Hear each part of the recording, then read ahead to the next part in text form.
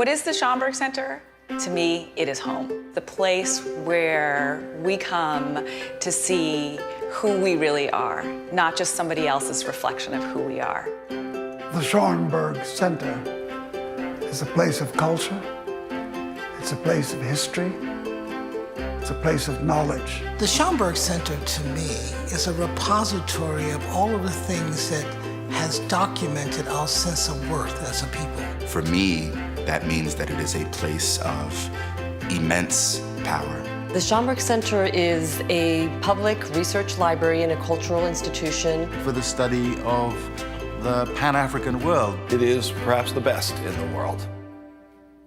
My Schomburg Center is Arturo Alfonso Schomburg. Arturo Schomburg said, Black history and culture and intellect exists at a time when most people didn't believe that. He collected those evidences, and that became the beginning of the collection. And it has expanded and has grown to where it is now a world-class institution. It holds over 10 million items. There's no parallel anywhere that brings to light what we as people of color have done, what we continue to do. Black culture is all of culture.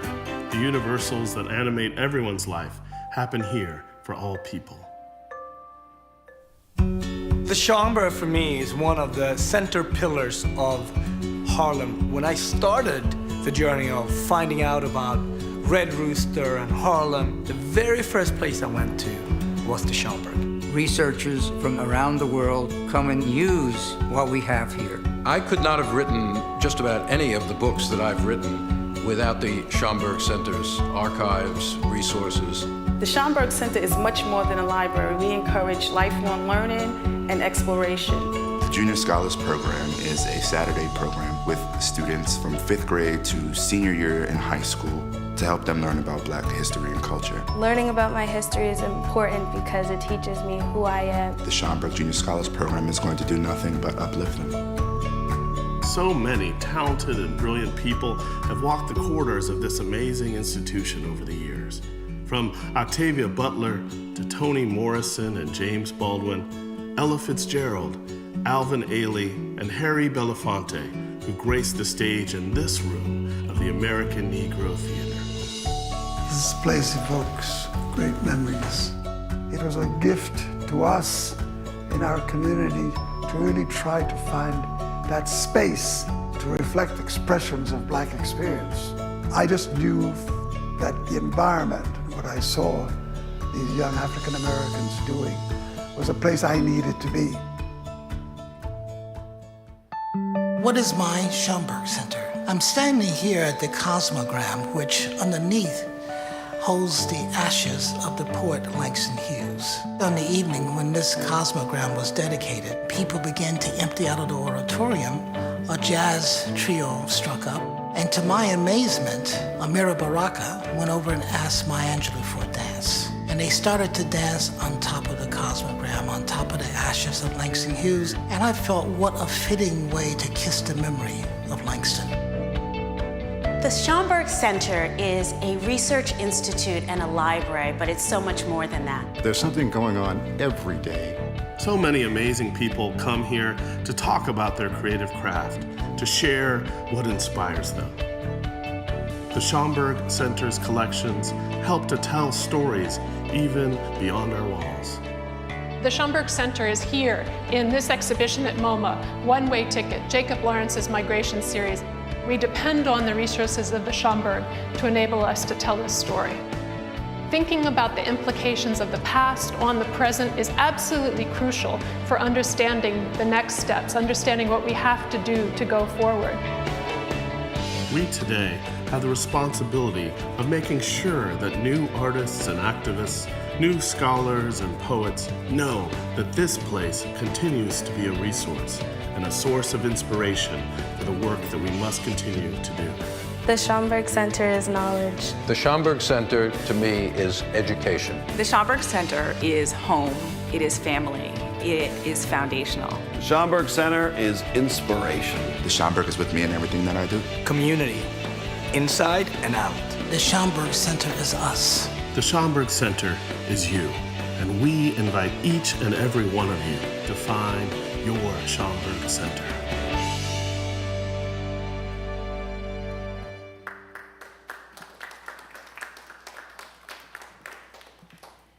Good afternoon.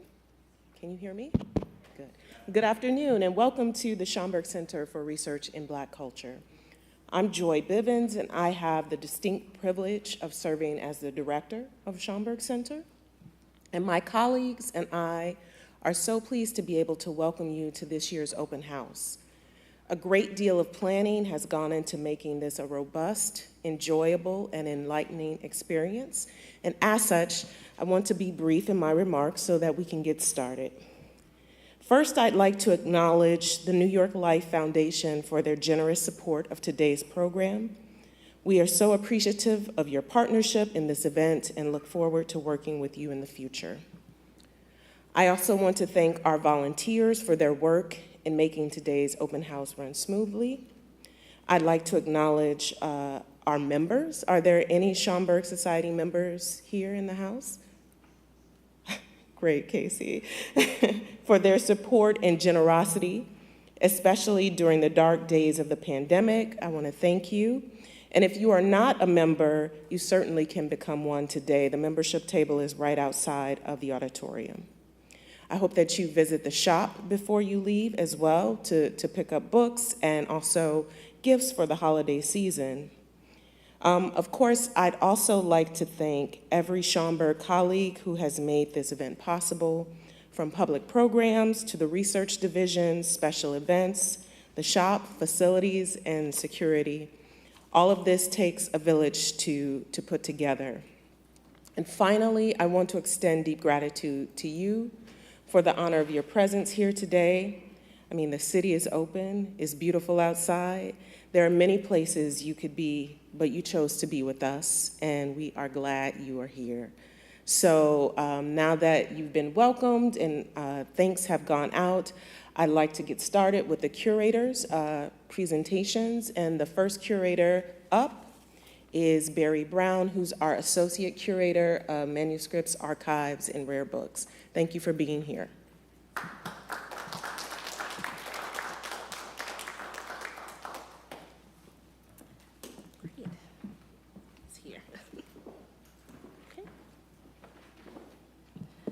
Good afternoon, everyone. I'd like to welcome you and thank you for joining us here today at our open house. Again, my name is Barry Brown, and I am the Associate Curator of the Manuscripts, Archives, and Rare Books Division. I've been in this role since June of this year, so this is my first open house as curator, though I am not new to the Schomburg. Prior to my time as curator, I have been here for 4.5 years, and I was an archivist. All of the curators today have been invited to talk a bit about their divisions, and today I will give you a brief introduction to my division, provide some digitization updates, and highlight one of our newly processed collections, the 409 Edgecombe collection. The Manuscripts, Archives, and Rare Books Division collects, preserves, and makes accessible for research purposes rare, unique, and primary source materials that document the history and culture of people of African descent throughout the world, with a concentration on the Americas and the Caribbean. The division's holdings, almost 1,000 collections that total about 7,000 linear feet, include the personal papers of luminaries such as James Baldwin, Malcolm X, Lorraine Hansberry, and Maya Angelou, and of course our namesake, Arturo Alfonso Schomburg, among many others. Our division also preserves the records of organizations and institutions, subject or thematic collections, literary and scholarly typescripts and plate scripts, sheet music, broadsides, programs and playbills, ephemera, and rare books. Our holdings represent a wide range of foreign language material, though the bulk are in English, French, and Spanish. In addition, our division is also responsible for maintaining the institutional records of the Schomburg Center for Research in Black Culture for posterity. Our manuscript holdings also include microfilmed collections that cover the history, literature, politics, and culture of people of African descent globally. Subject emphasis includes the performing and visual arts, women in the United States, 18th and 19th century Haitian history, African American religion, the social, cultural, and political history of Harlem. The list goes on and on. Our rare book holdings date from the late 16th through the 20th centuries, although the bulk of the titles are pre-1865 imprints. At this time, our division is still by appointment only. However, we are still providing a folder a month of free scans to researchers through our electronic document delivery service. For more information about visiting our division, please feel free to talk to me today during our open house. The pandemic has greatly transformed the way that we provide service and has also brought to light the need for utilizing digitization to provide greater access to the public. In regards to ongoing digitization efforts, I am happy to announce that we will be digitizing the papers of our namesake, Arturo Schomburg, in full. I think this will be an amazing endeavor to prepare us for our upcoming centennial celebration in 2025-2026. His papers highlight his visionary work as a bibliophile and scholar to collect what he called vindicating evidences that celebrate the brilliance, creativity, and resilience of people of African descent.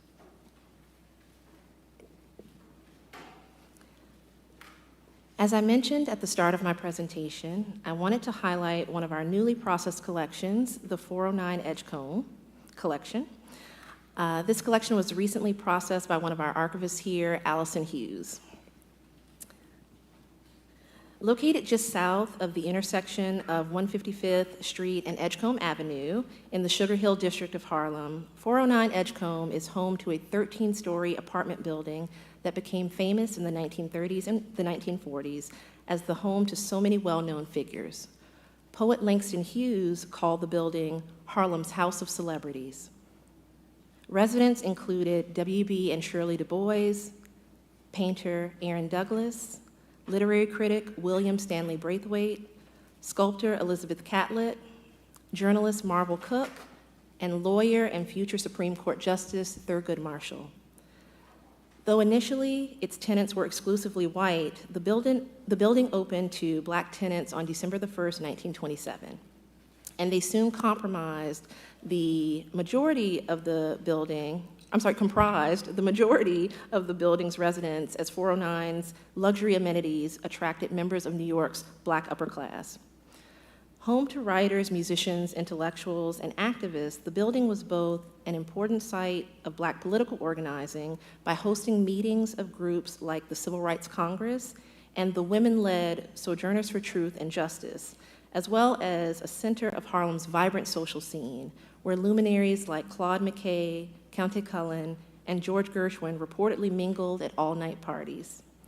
In 1942, the Antillean Holding Group, an investment group led by wealthy Black businessman Augustine A. Austin, purchased the building. But after Austin's son, Orrin, defaulted on the mortgage, the building passed through the hands of various owners before being taken over by the city in 1979 and converted into an HDFC co-op. In the 1980s, the 409 Edgecombe Tenant Association discovered a storage room of abandoned trunks while cleaning out the building and donated their contents to the Schomburg Center for Research in Black Culture. These trunks had been preserved for decades and were packed with letters, photos, and personal ephemera saved by former residents, dating mostly from the 1920s through the 1950s. The trove included the belongings of a few notable figures, such as Walter White and Aaron Douglas, but many more lesser-known inhabitants of the building, whose collected papers are now available to researchers as the 409 Edgecombe collection. In this slide, you will see items belonging to Robert Winchester and Horace Hicks. Robert and Horace were a gay couple who lived at 409 Edgecombe. They regularly popped up in the society pages of Black newspapers for hosting out-of-town guests and throwing parties. Their papers reflected their popularity with dozens of saved holiday cards from friends and well-wishers, and provided a glimpse into gay life of 1930s New York. This is an invitation sent to Robert Winchester to a costume ball that was held at the Central Opera House in New York City. Variety magazine noted that this was one of 2 events scheduled for the same night, the other being at Madison Square Garden, and commented that such events, once underground, were now being openly publicized.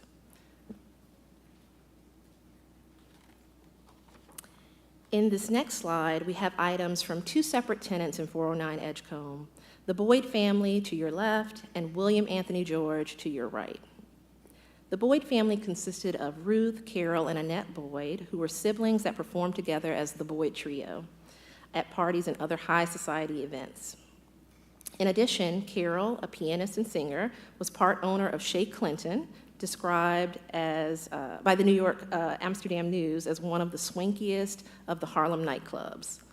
Ruth was an actress who could be seen downtown at the Greenwich Village Theater and also on Broadway. Annette worked as a public school teacher in Cape May, New Jersey, but would still regularly come home to the city to host parties at 409 Edgecombe, dance at the Savoy Ballroom, and sing alongside her brother and sister. The photo to your left is from New York Amsterdam News, which shows all three Boyd siblings celebrating Carol's birthday at the famed Harlem nightclub, Small's Paradise. The item to the right belongs to William Anthony George. William Anthony George was a spiritualist and medium who claimed to predict the future, heal the sick, and grant, quote unquote, success and happiness in all matters pertaining to money, love, marriage, and all affairs in life. He made many headlines in his day for his travels across the country in his Cadillac, for his 5 marriages, including one to a woman who he claimed was the cousin of actress Anna Mae Wong, and for his numerous run-ins with the law. He was tried in Baltimore, Philadelphia, and New York on charges of fortune-telling. Nevertheless, his followers did not desert him. His 1950 Manhattan trial attracted so many supporters, it had to be moved to a larger courtroom. And after paying fines and even serving jail time, he continued to operate, conducting services at his temple in Brooklyn. This is one of several advertisements in George's papers extolling his powers as the world's greatest medium. Many of these ads mention him allegedly coming from India, although under questioning in his New York trial, he admitted to growing up in New Jersey. He's one of my favorite figures, by the way. So I'm holding an open archive in the American Negro Theater at 1 p.m., so immediately following this presentation, where you can see these items and much more from the 409 Edgecombe collection, as well as items from the Arturo Schomburg papers and some of our rare books as well. So that concludes my presentation for today. Thank you for your attention. And now I'd like to turn it over to my colleague, Myra Liriano.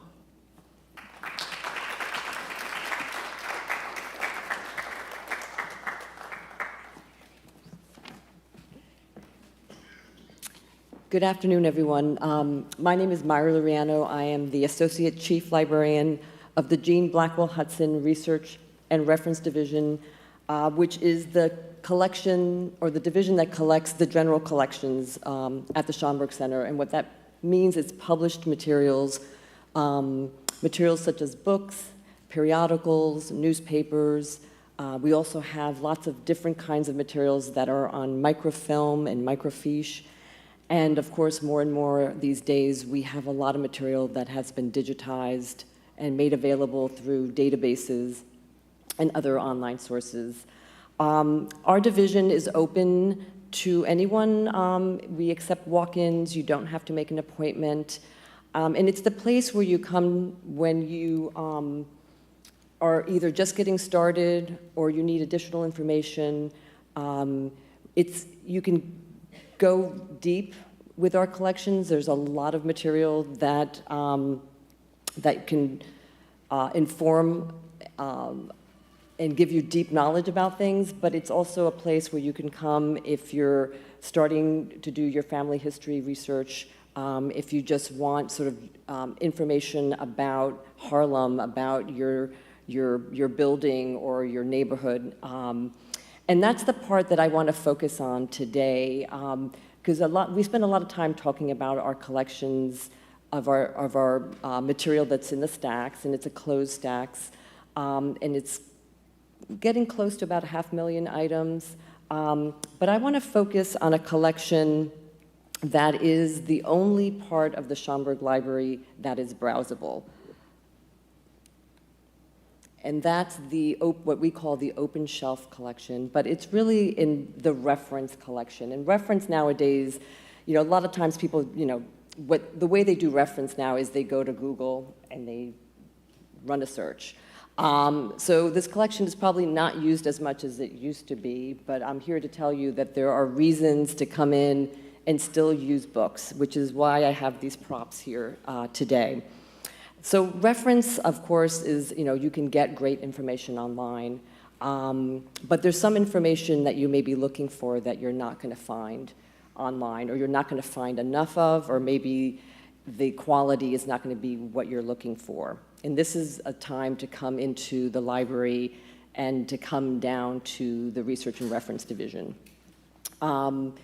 This photograph shows a part of the reading room downstairs, and it's what we call the quiet space, or we also refer to it very fondly as the Aaron Douglas reading room, because we're very fortunate to have the original 4 paintings, murals by Aaron Douglas called Aspects of Negro Life that were part of a WPA commissioned work in 1934.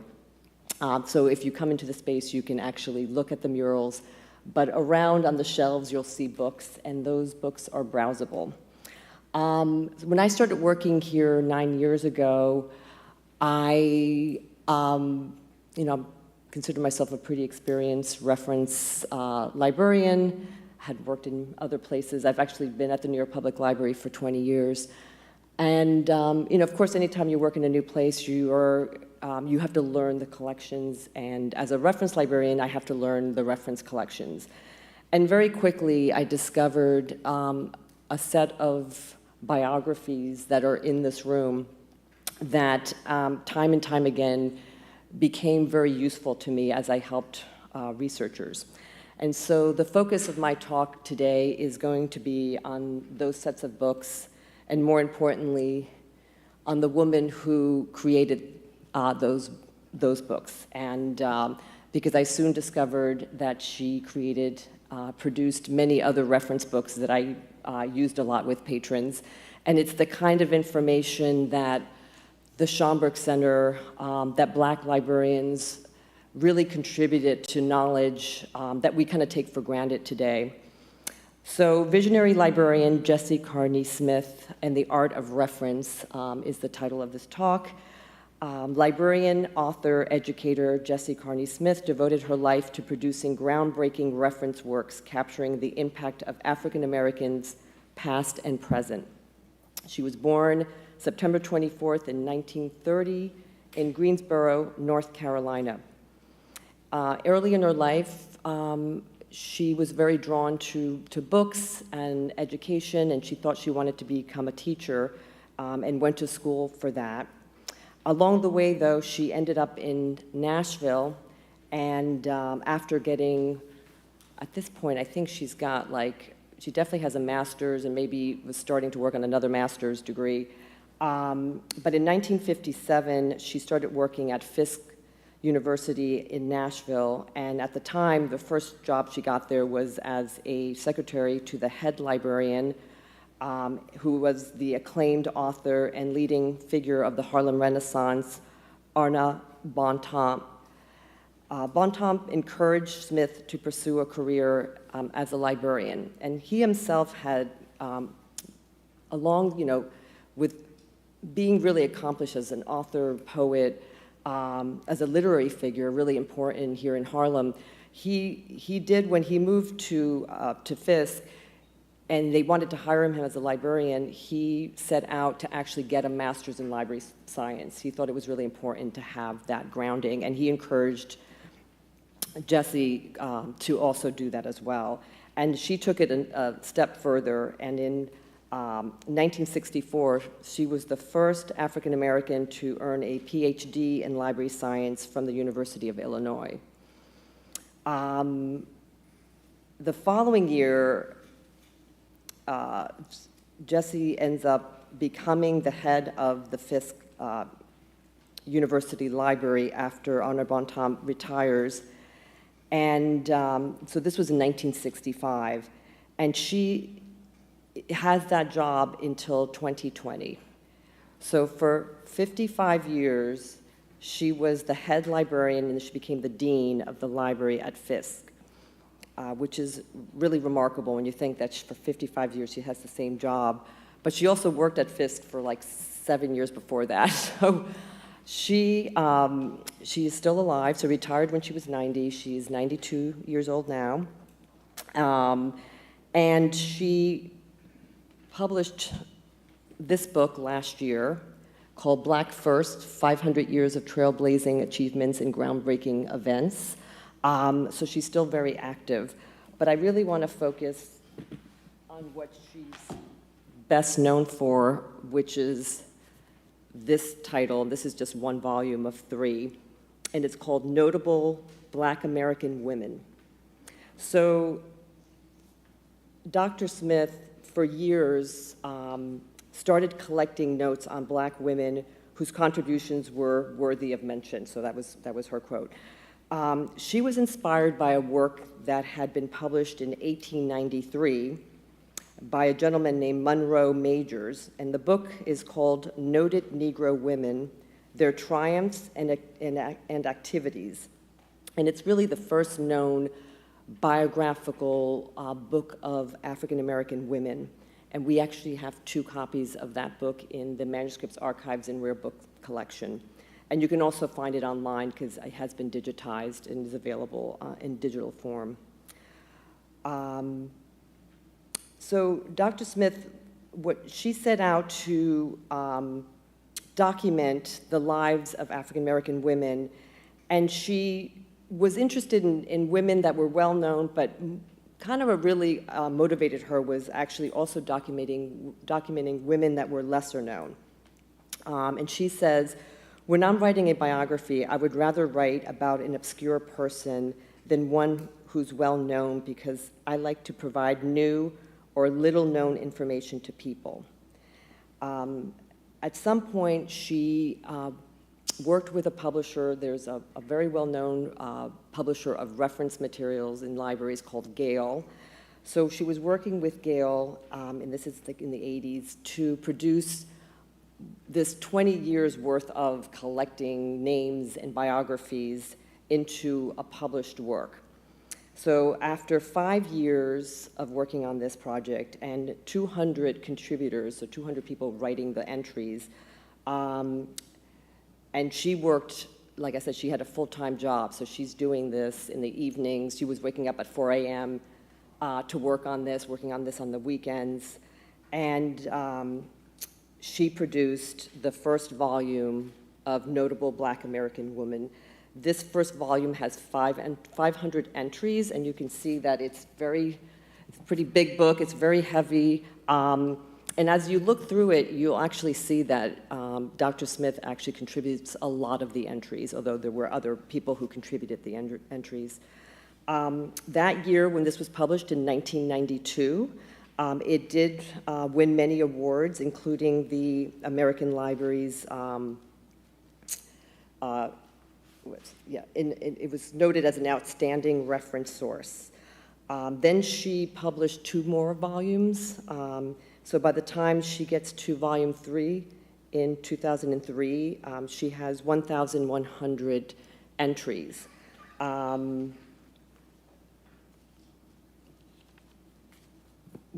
So as a librarian, when people come in, and one of the most popular questions that I get is people who are interested in researching people. And it might be maybe a member of their family, it might be somebody well-known, it might be somebody well-known in a field that maybe is not as well-known to others, but would be well-known in a particular field. And so this is one of the first places that I direct people. It's also, well, I forgot to mention that Dr. Smith published over 30 books during her career, and like I said, she's still publishing. So these are some of the titles of some of the works, and these are all the things that we have here in the Research and Reference Division. And there's Notable Black American Women. And then a few years later, in 1999, she published Notable Black American Men, and there's 2 volumes of that. Both of these books are available through a database that you can access through the New York Public Library's website. You do have to have a New York Public Library card, but anyone can get a library card. You don't even have to live in the state of New York to get one. And if you do not have a library card, I do invite you to come down to the Research and Reference Division and sign up for one. It's free. It only takes a few minutes. And you'll be able to access this database, which is called Biography and Context.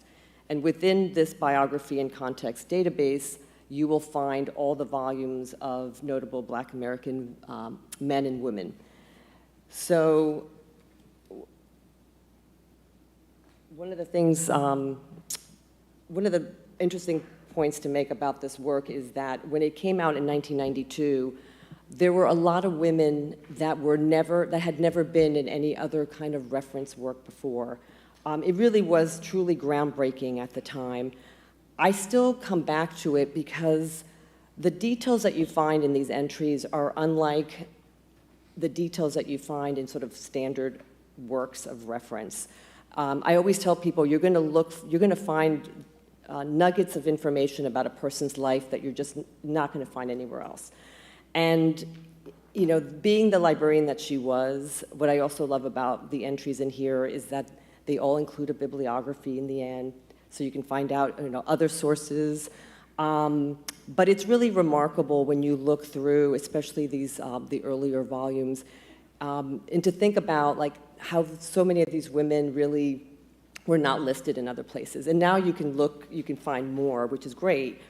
But it really starts here. And my colleague who's coming up next, Tammy Lawson, later today is going to be talking about Augusta Savage. And the Augusta Savage entry that's in Volume 1 of Notable Black American Women was written by Dr. Smith. And I noticed when I was looking online just today in this database that it's been updated. It was updated this year. And I'm convinced that it was Dr. Smith who is still updating those entries in the online version of this.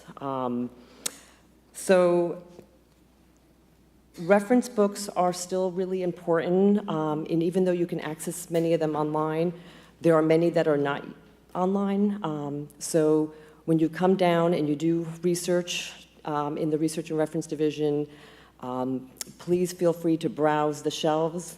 It's arranged by subject, or you can, even better still, you can talk to one of the reference librarians, and we'll direct you to the sources that we have there, as well as the many other thousands of books and other things that we have in our collection.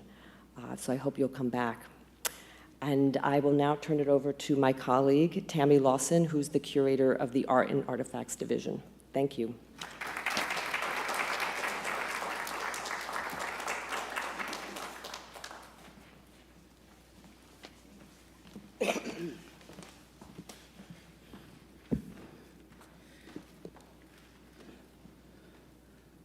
Oh, does it?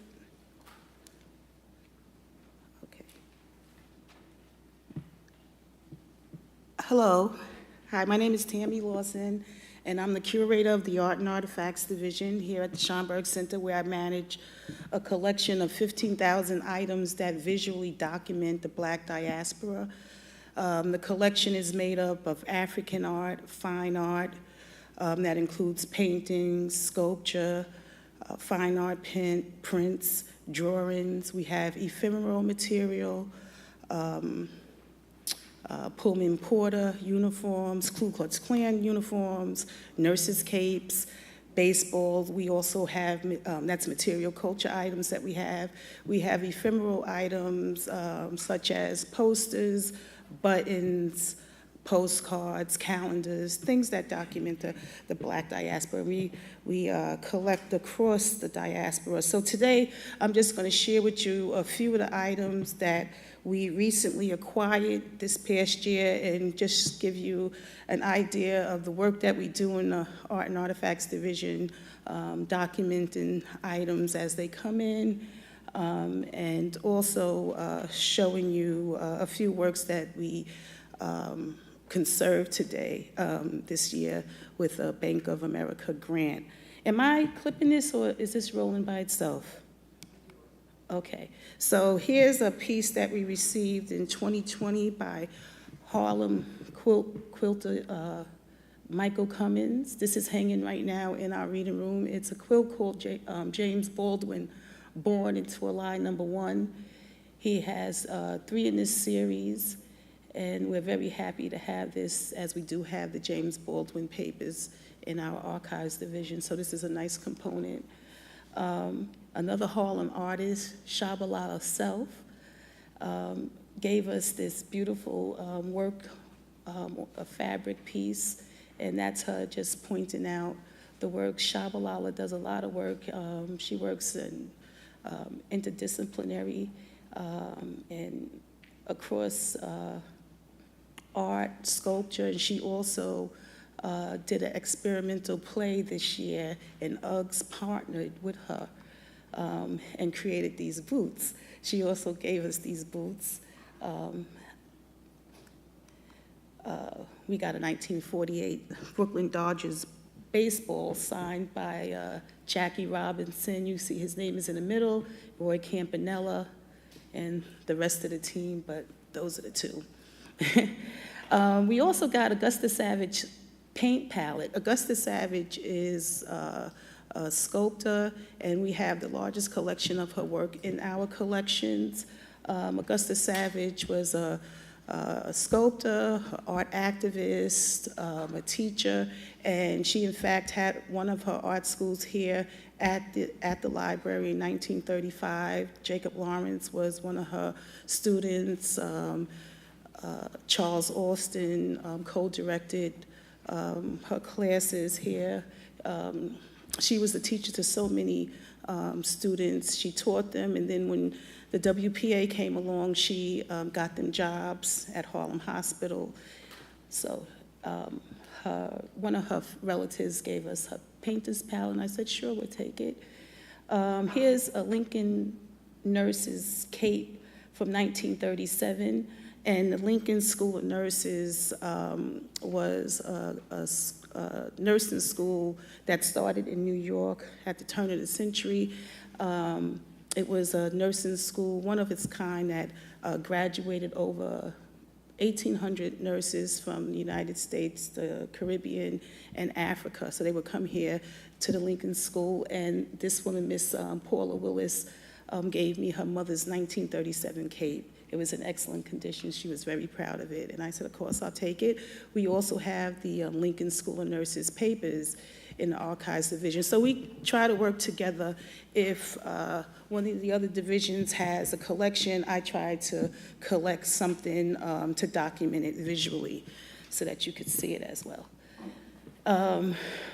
We recently obtained work by Barbara Jones Hogu. She is a founder, one of the co-founders of Afrocobra.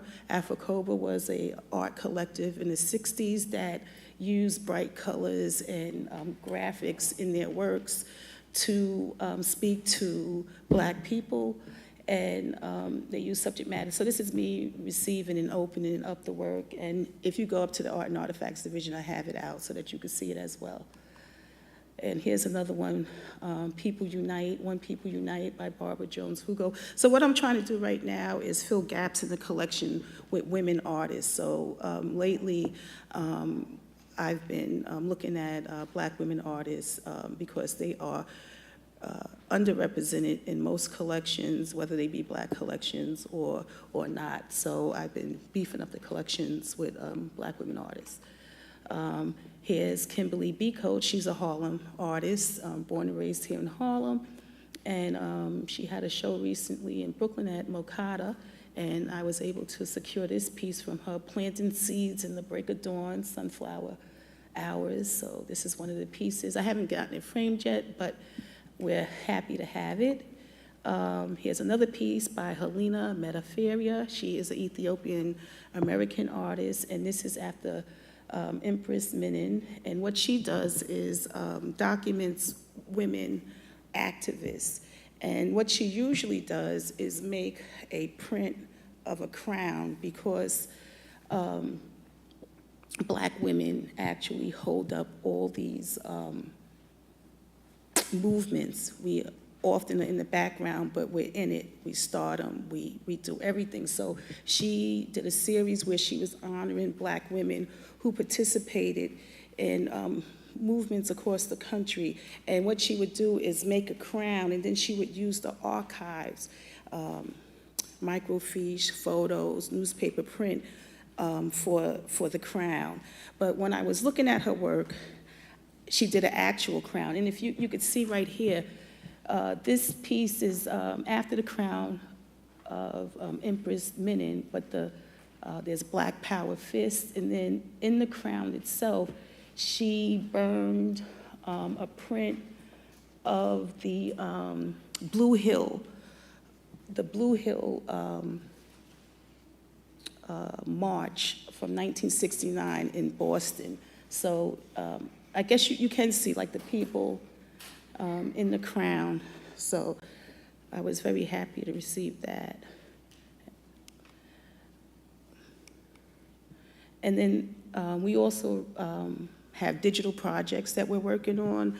The library's on the conservative side, but anyway, I am trying to digitize as much of our collections that are in public domain and that we have the right to digitize. And this is artist Michael Cummins, who did the quilt. He also gave me 40 years worth of ephemeral materials, postcards, and artist invites. So what this collection does is actually document a lot of artists and exhibits that they participated in, and also these are from some galleries that no longer exist, like just above Midtown, and a few other galleries. So this is me and our new digital curator, Kimberly Henderson, going through and categorizing the postcards so that they could be digitized. So that will be happening soon. We're just getting the metadata together, and that should be available on the New York Public Library's digital collections. This is me a session in a South African apartheid signage, and I'm just showing you the process. When something comes in, I like to document it right away, so I'm measuring it. This is Bantu male, then it'll say colored male, so this is just me doing something. This is me conditioning reporting, so just to let you know how we take care of our works, we use museum standard guidelines, and I'm just checking out work to make sure that it was received in the condition that we sent it and that it's okay. And this is some conservation work. On the right, you see George Washington Carver. This painting was damaged for years. It had a hole in it, and we got money from the Bank of America to conserve pieces in the collection. And then here it is, looking beautiful. We got that done, and I'm very happy with it. George Washington Carver is important, and it was a shame that that piece was damaged, but that's how it looks now. And then this is me and Miguel. Miguel, after several decades of working alone, I finally was able to hire a reference librarian. Miguel, put your hand up. So now I have help, and that's us in our reading room. So Art and Artifacts is by appointment only for research purposes, and you don't have to be credentialed, you just have to be interested. For instance, if you go to Myra's division and you're looking at books, say something on Romeo Bearden, and you're interested in actually seeing his work, then you would call me to make an appointment. And if I have the work you're interested in, or if you just want to see work by Romeo Bearden, I take the work out for you. So that's how that works. Thank you very much.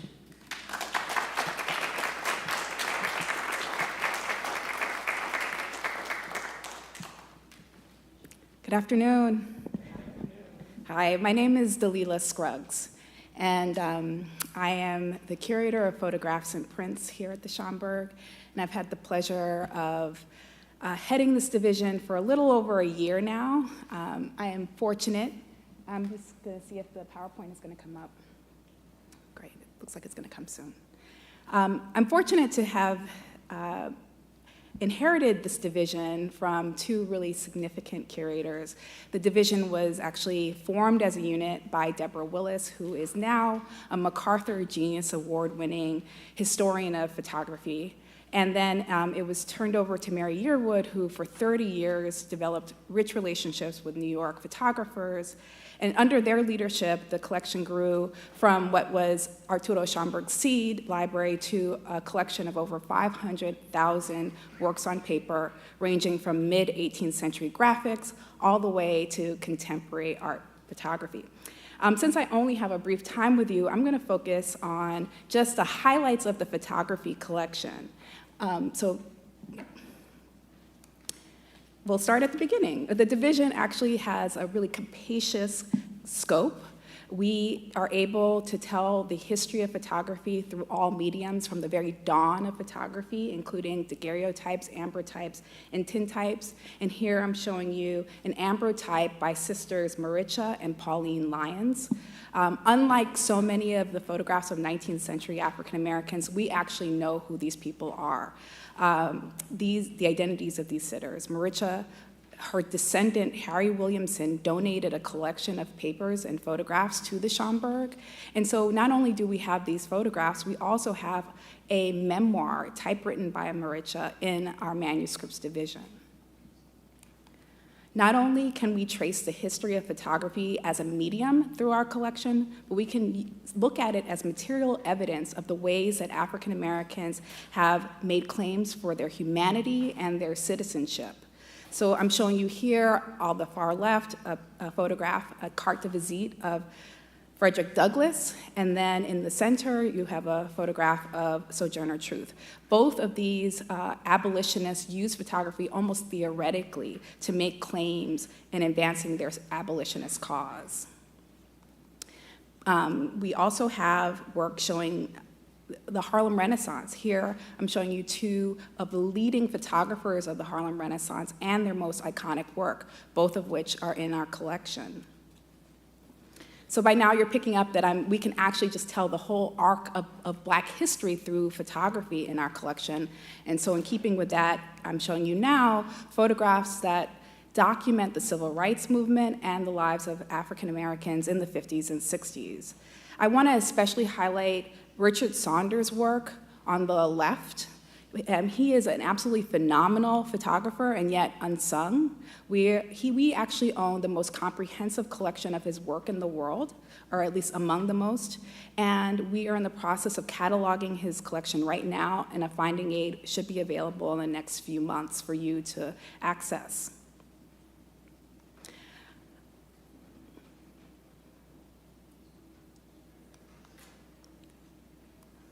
So in addition to showing sort of the arc of Black history, we also want to make sure that we are representing a diversity of the Black experience, including queer lives.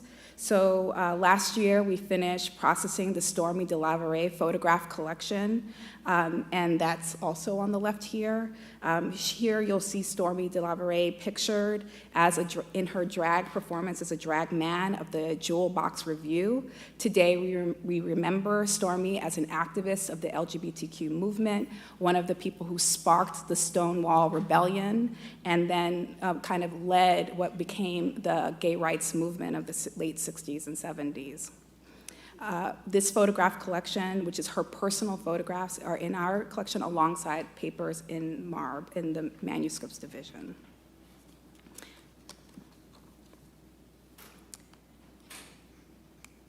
In addition to the diversity of identities, we also are aiming to be diverse in our geographies, thinking widely about the Black diaspora. Here, we also have a really phenomenal collection of 19th century Caribbean photography. I'm going to pause here to say that not only do we have photographs that are taken by African American photographers, but lots of photographs that are trained on the Black body, and not all of those are necessarily positive. A lot of photography was used to uphold white supremacy, and though these photographs are beautiful and absolutely stunning, I recognize them as evidence of how photography shaped a colonial vision of the Caribbean as a location of the tropical and exotic excess ripe for commercial exploitation and touristic voyeurism. But because this is a Schomburg, we always try to go from within as well and seek to reveal diasporic communities from their own perspective.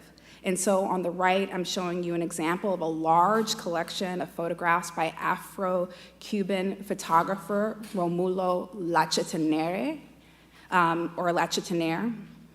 He was a self-taught ethnologist and photographer who moved from Cuba to New York City in 1939. He wrote 2 books on Afro-Cuban religious belief, which changed that field. And he wrote numerous articles on the conditions of Puerto Ricans living in the United States.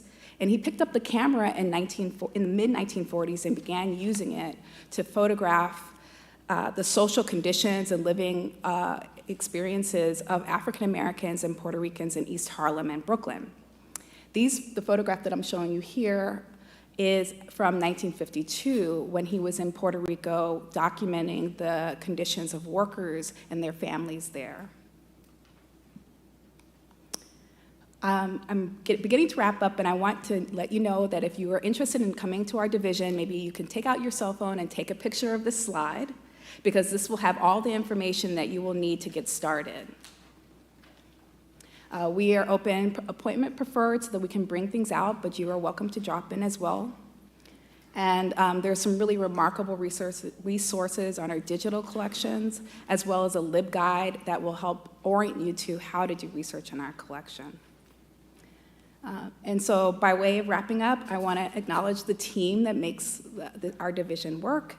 Most of the men that you see pictured here have been working in the division for over 30 years, and so I have the benefit of a huge amount of institutional memory, and we look forward to serving you, welcoming you to our reading rooms, and helping you access our wonderful resources. Thank you very much. And I welcome now, I'm going to pass it on to my colleague, Shala.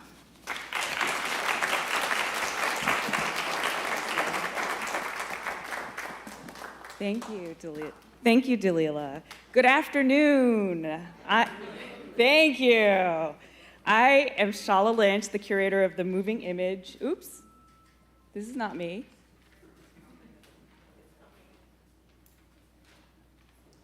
Good, there we go. I am Shala Lynch, the curator of the Moving Image and Recorded Sound Division. And what I want to highlight today is the behind-the-scenes work our team has been doing and the new access to old collections in the Schomburg's audio and moving image collection. Let me show you what I mean.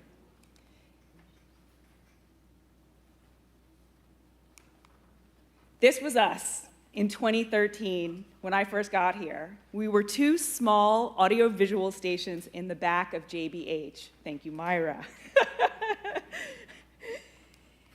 We didn't have a collection list. Our holdings were boxed up primarily, and our space was in need of some updating. With a ton of fundraising, by 2017, we had our space on the 3rd floor, which you can see here, of the original Harlem Library, renovated and ready for patrons. Additionally, the collections were being inventoried, and all the tape-based media, so the cassettes and the videos, were being digitized. With our small but mighty staff, that I keep trying to fundraise to grow, joy, we embarked on a massive naming and describing project. MIRS now has, Moving Image and Recorded Sound Division, we call ourselves MIRS. MIRS now has identified 364 special collections, representing close to 100,000 items. And more than half of them today have been digitized. But more importantly, we have our 276 new collective catalog records for the audio and video items, so they are discoverable. Thank you, thank you. Oh, that feels so good. And it's not me alone, it is definitely the team. And the items range from films to documentaries to speeches to oral histories to panels and programs from the 1940s to the present. And it's by and about Black people and our concerns and joys. Our next step is to create finding aids like this one for the Hip Hop Education Center, which is a collection we're featuring today in the division. So come upstairs on the 3rd floor of the Landmark building to check us out. And it's also going to be featured this afternoon in a hip hop archives program at 4:30 right here in this division. But having the material accessible means that, and discoverable means, we can be more involved with our communities across the country, like the Academy of Motion Picture Arts and Science and this exhibition, Regeneration, Black Cinema from 1898 to 1971. We have items from the Schomburg that are there and films from the Schomburg, and I had the pleasure of being able to write 2 essays for the publication there, where I got to highlight 2 really important collections within our division. The William Greaves Film Collection. He is a pioneering independent filmmaker, and we have his life's work, and we're working on making that accessible, as well as the All-American Newsreel Collection, which is the first Black newsreel that was created in the 40s and spearheaded by Black journalists. I always like to end with a clip here on a loop. This is our treasured clip of Arturo Schomburg, our founding collector and curator. He's in the original Harlem Library in the 30s with the first Black librarian hired by New York Public Library, Catherine Latimer, as she enters frame there. While it has no sound and we don't know Mr. Schomburg's voice, what it actually sounded like, we hear him. He described his mission, gets me choked up every time. He described his mission, which is the title of his best-known essay, The Negro Digs Up His Past. In accepting the baton in the relay race of archiving, it is our mission to unhide what he dug up, to make our rich audio and moving image heritage available for you and researchers for the future. I can't believe it. I apologize for that, but really, we love what we do here. Thank you.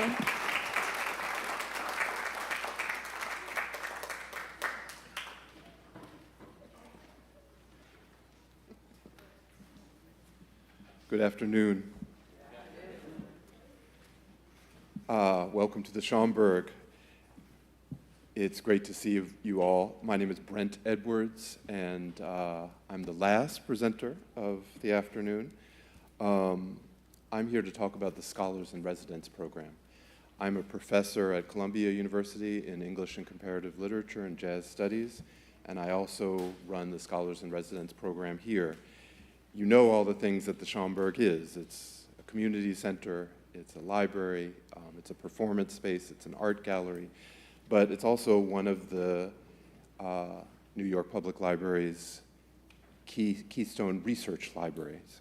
And the Scholars in Residence program here that sponsors research and writing by scholars and writers is the oldest residential fellowship in the NYPL system.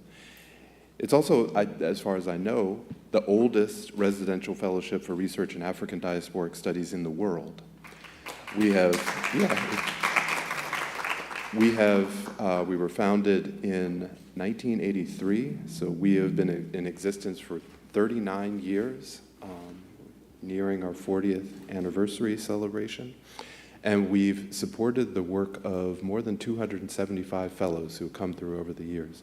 They've included multiple, I won't start running down the list, but it is on our website if you're interested, multiple award winners and prominent intellectuals, historians, creative writers, academics. Just to name a couple, Jeffrey Stewart, his biography of Alain Locke, called The New Negro, won the National Book Award 2 years ago.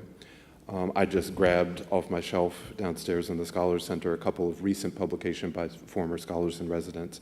Johanna Fernandez's History of the Young Lords, the Puerto Rican activist organization, and Brian Jones's The Tuskegee Student Uprising, the history of student movement at Tuskegee in Alabama. There are many others that I could cite. The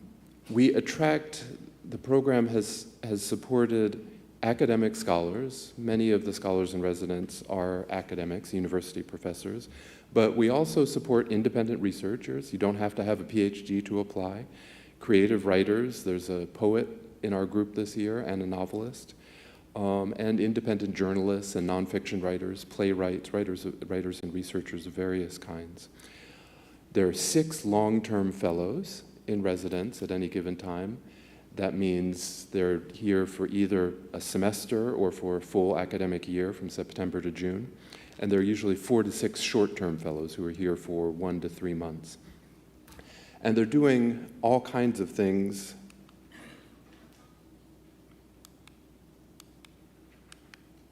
There we go.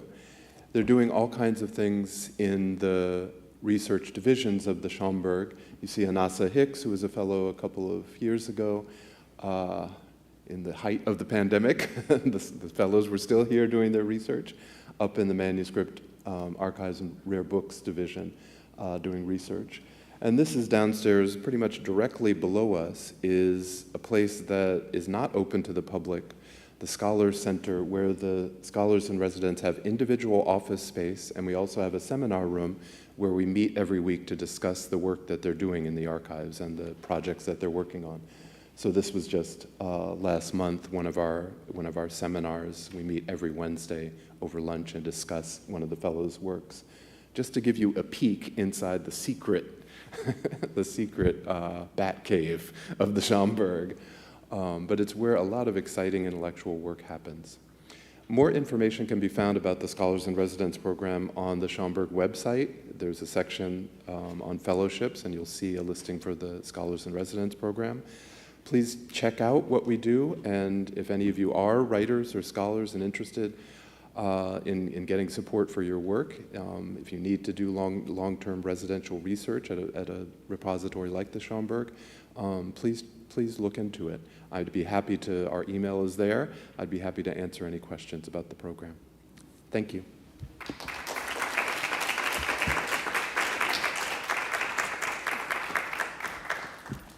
Well, thank you all for joining us for the kickoff to our open house here at the Schomburg Center. I want to thank my colleagues Barry Brown, Tammy Lawson, Myra Liriano, Shala Lynch, Dalila Scruggs, as well as Brent for giving those presentations. Now, today is really about exploring all that the Schomburg has to offer. I have to ask, is anyone here, is this your first time at the Schomburg Center?